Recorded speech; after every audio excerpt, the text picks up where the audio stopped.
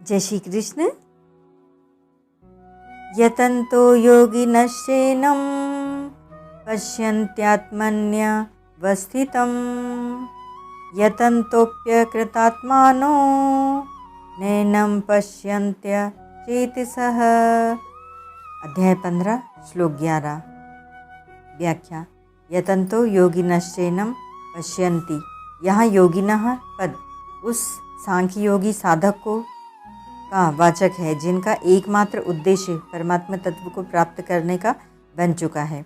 यहाँ यतन्तः पद साधन परक है, भीतर की लगन जिसे पूर्ण किए बिना चैन से न रहा जाए यत्न कहलाती है।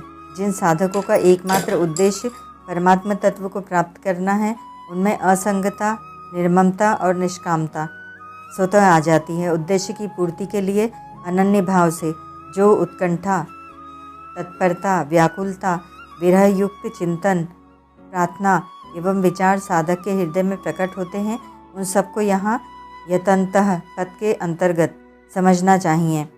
जिसकी प्राप्ति का उद्देश्य बनाया और जिसकी विमुखता को यत्न के द्वारा दूर किया, उसी तत्व का योगी जन अपने अपने अनुभव करते हैं।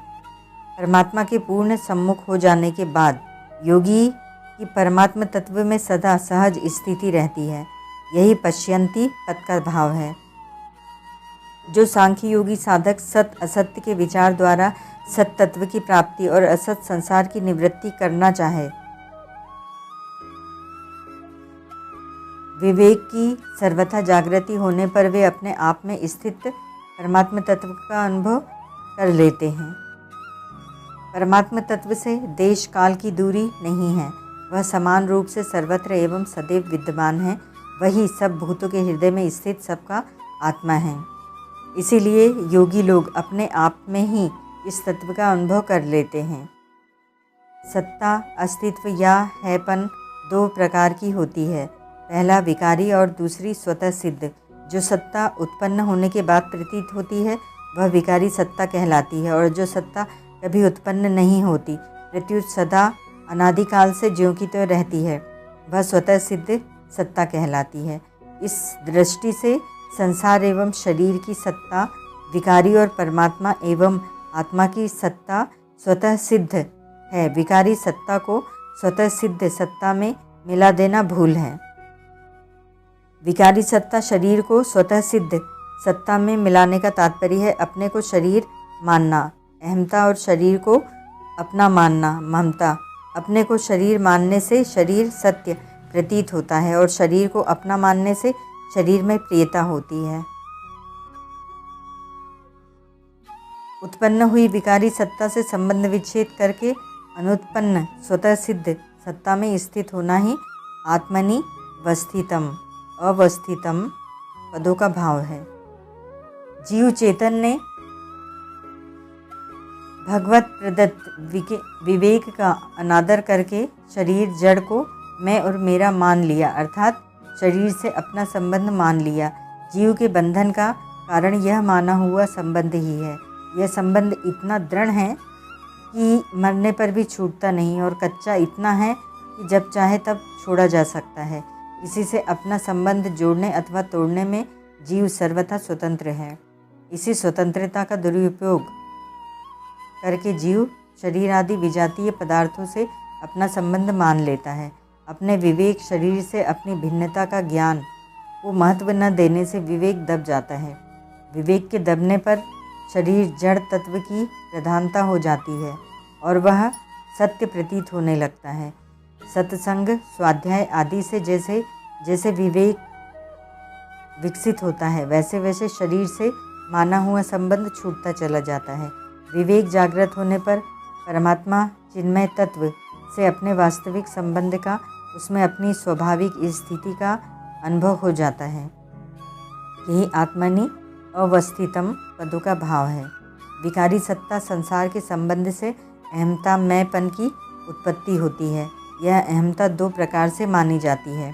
पहला श्रवण से मानना, जैसे दूसरों से सुनकर मैं अमुक नाम वाला हूँ, मैं अमुक वर्ण वाला हूँ आदि अहमता मान लेते हैं।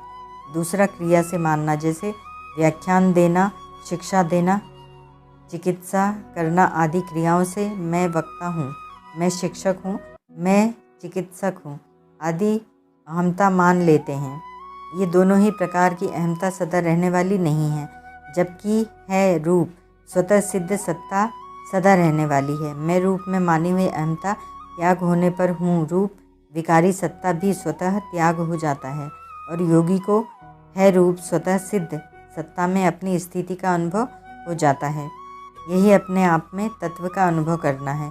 मार्मिक बात पहला, देश काल आदि की अपेक्षा से कहे जाने वाले मैं, तू, यह और वह इन चारों के मूल में है कि रूप में एक ही परमात्मा तत्व समान रूप से विद्यमान है, जो इन चारों का प्रकाशक और आधार है। मैं, तू, यह और वह ये चारों निरंतर परिवर्तनशील है और है नित्य अपरिवर्तनशील है। इनमें तू है, यह है और वह है ऐसा तो कहा जाता है, पर मैं है ऐसा न कहकर मैं हूँ कहा जाता है। कारण यह है कि मैं हूँ मैं पन के कारण आया है। जब तक मैंपन है तभी तक हूँ के रूप में एक देशीयता या परिच्छिन्नता है। मैंपन के मिटने पर एक है ही नहीं शेष रह जाता है।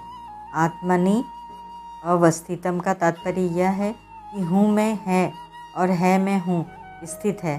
दूसरे शब्दों में व्यष्टि में समष्टि और समष्टि में व्यष्टि स्थित है। जिस प्रकार समुद्र और लहरें दोनों एक दूसरे से अलग नहीं किए जा सकते, उसी प्रकार है और हूँ दोनों एक दूसरे से अलग नहीं किए जा सकते। परंतु जैसे जल तत्व में समुद्र और लहरें ये दोनों ही नहीं हैं, वास्तव में एक ही जल तत्व है, ऐसे ही परमात्मा तत्व है, मैं हूँ और है ये दोनों ही नहीं हैं। ऐसा अनुभव करना ही अपने आप स्वयं में स्थित तत्व का अनुभव करना है। मैंपन के कारण संसार में सुखा शक्ति तथा परमात्मा से विमुक्ता होने से ही परमात्मा का अपने आप में अनुभव नहीं होता। इसीलिए परमात्मा को अपने आप से भिन्न में देखने के कारण उससे दूरी या वियोग का अनुभव करना पड़ता है और उसकी प्राप्ति के लिए जगह जगह भटकना पड़ता है। अपने आप से भिन्न जितने पदार्थ हैं उनसे वियोग होना अवश्यंभावी है, परंतु अपने आप में परमात्मा का अनुभव करने वाले को उससे अपनी दूरी या वियोग का अनुभव नहीं करना पड़ता। अपने आप में स्थित आत्मस्थ परमात्मा को जो ज्ञानी मनुष्य निरंतर देखते रहते हैं, उनको ही सदा रहने वाला सुख प्राप्त होता है, दूसरों को नहीं। अपने आप में परमात्मा को देखना भिन्नता द्वैत भाव का पोषक नहीं, प्रत्युत भिन्नता का नाशक है। वास्तव में मैंपन ही भिन्नता का पोषक है। मनुष्य ने भिन्नता के वाचक में पन अथवा परिच्छिन्नता, पराधीनता, अभाव, अज्ञान आदि विकारों को भूल से अपने आप में ही मान लिया है। इनको दूर करने के लिए परमात्मा को अपने आप में देखना है। इन विकारों का नाश अपने आप में परमात्मा को देखने पर ही हो सकता है। ये विकार तभी तक हैं जब तक साधक हूँ को देखता मानता है को नहीं। इस हूँ के स्थान पर है को देखने पर कोई विकार नहीं रहता, क्योंकि है में किंचन मात्र भी विकार नहीं है। संसार बदलने वाला है, संसार का ही अंश होने के कारण मैं भी बदलने वाला हूँ। जैसे मैं बालक हूँ, मैं युवा हूँ, मैं वृद्ध हूँ, मैं रोगी हूँ, मैं निरोग हूँ इत्यादि। संसार की तरह मैं भी उत्पन्न और नष्ट होने वाला है। जैसे संसार नहीं है, ऐसे ही मैं भी नहीं है सो सुंदर है, सदा नहीं सो सुंदर नाही, नहीं सो प्रगट देखिए, है सो दिखे नाही। है सदा है और नहीं कभी नहीं है दिखने में नहीं आता पर नहीं दिखने में आता है, क्योंकि जिसके द्वारा हम नहीं को देखते हैं, वे मन बुद्धि इंद्रियां आदि भी नहीं के अंश हैं।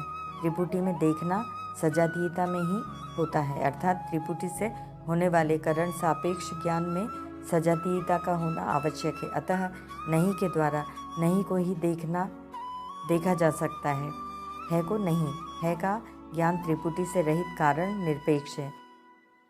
नहीं की स्वतंत्र सत्ता न होने पर भी है की सत्ता से ही उसकी सत्ता दिखती है ही नहीं का प्रकाशक और आधार है जिस प्रकार नेत्र से संसार को देख सकते हैं पर नेत्र से नेत्र को नहीं देखते, क्योंकि जिससे देखते हैं वह नेत्र है, इसी प्रकार जो सबको जानने वाला है उस परमात्मा को कैसे और किसके द्वारा जाना जा सकता है।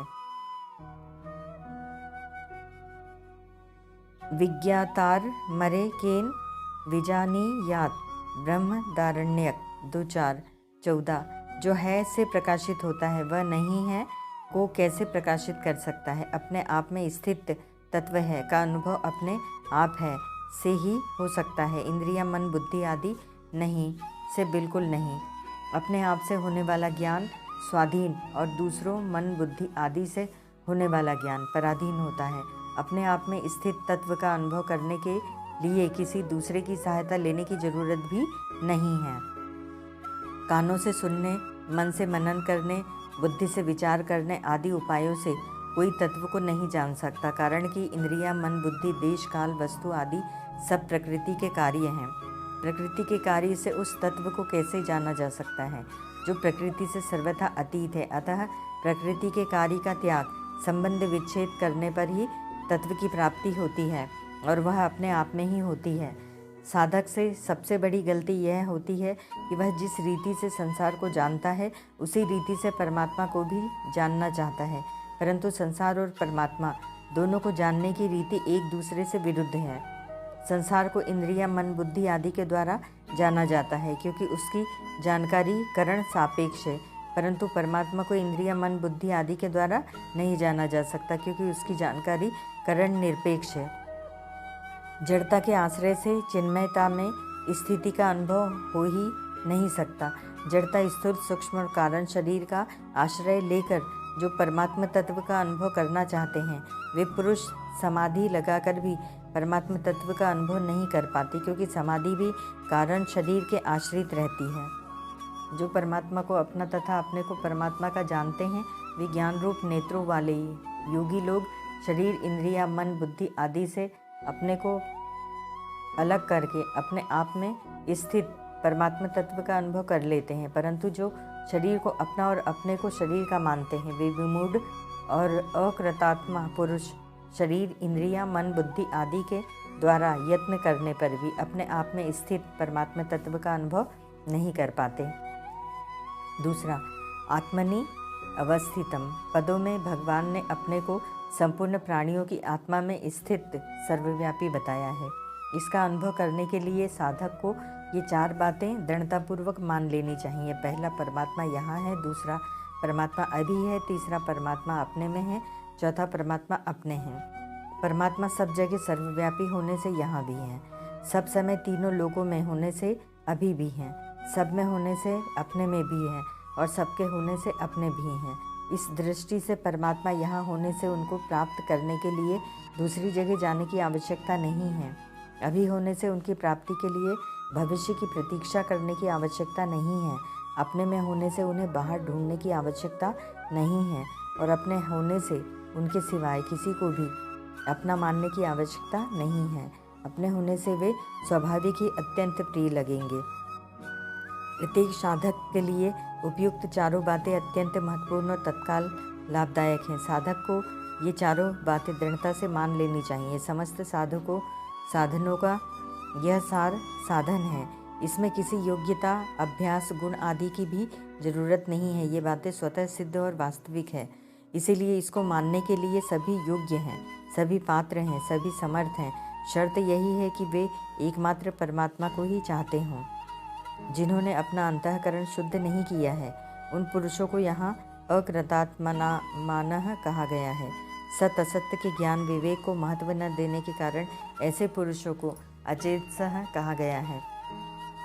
जिनके अंतःकरण में संसार के व्यक्ति पदार्थ आदि का महत्व बना हुआ है और जो शरीर आदि को अपना मानते हुए उनसे सुख भोग की आशा रखते हैं, ऐसे ही सभी पुरुष अकृतात्मानः और अचेतसा हैं।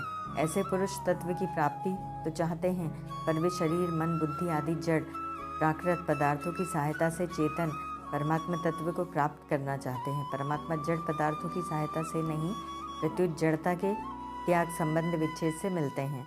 इस श्लोक में यतन्तः पद 2 बार आया है। भाव यह है कि यत्न करने में समानता होने पर भी एक ज्ञानी पुरुष तो तत्व का अनुभव कर लेता है, दूसरा मूढ़ नहीं कर पाता।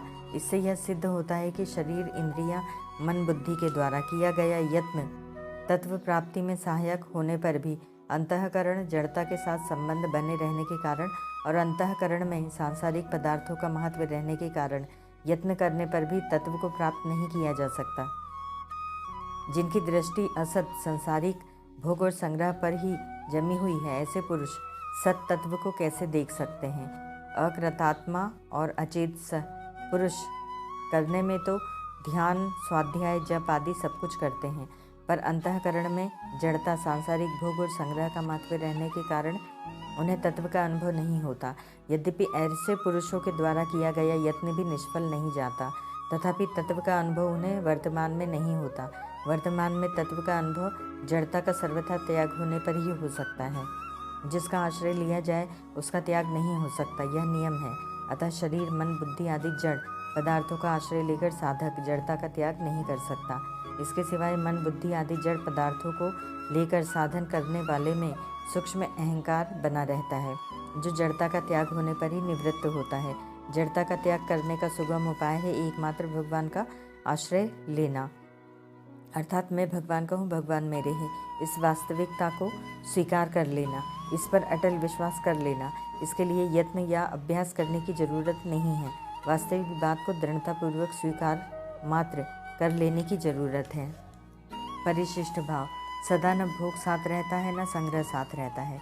यह विवेक मनुष्य में स्वतः है, परंतु जो मनुष्य शास्त्र पढ़ते हुए, सत्संग करते हुए, साधन करते हुए भी अपने विवेक की तरफ ध्यान नहीं देते, भोग और संग्रह से अलगाव का अनुभव नहीं करते, वे मनुष्य अकृतात्मा हैं। ऐसे मनुष्यों को 18वें अध्याय के 16वें श्लोक में अकृत बुद्धि और दुर्मति कहा गया है। यद्यपि परमात्मा प्राप्ति कठिन नहीं है, तथापि भीतर में राग, आसक्ति, सुबुद्धि पड़ी रहने से वे साधन करते हुए भी परमात्मा को नहीं जानते, कारण कि भोग और संग्रह में रुचि रहने वाले का विवेक ठहरता नहीं। पूर्व श्लोक में जिनको विमूढ़ा कहा है, उनको यहाँ अचेतसा कहा है। गुणों से मोहित होने के कारण वे न तो विषयों के विभाग को जानते हैं और न स्वयं के विभाग को ही जानते हैं, अर्थात भोगों का संयोग वियोग अलग है और स्वयं भी अलग है, यह नहीं जानते।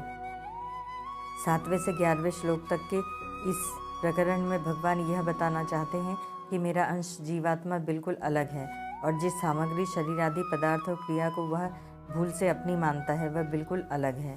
प्रकृति, स्थानीय सूर्य और अमावस्या की रात्रि की तरह दोनों का विभाग ही अलग अलग है, उनका परस्पर संयोग होना संभव ही नहीं है।